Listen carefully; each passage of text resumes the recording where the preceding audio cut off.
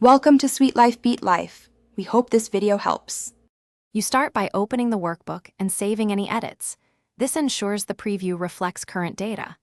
Next, go to View and select Page Layout to see a near WYSIWYG of printed pages, or choose Page Break Preview to adjust breaks more precisely. Once done, turn on rulers and grid lines so you can judge spacing and margins visually. This helps when you prepare for printing or exporting to PDF, and it prevents surprises in column fits and page flows. Now refine layout. Open Page Setup to set orientation, paper size, and scaling, for example fitting the sheet into 1 page wide. This controls how data compresses. Then drag blue page break lines to move content between pages, and set custom margins or center horizontally and vertically to improve balance. Once you've made adjustments, go to File and choose Print to Preview Pagination and Column Widths.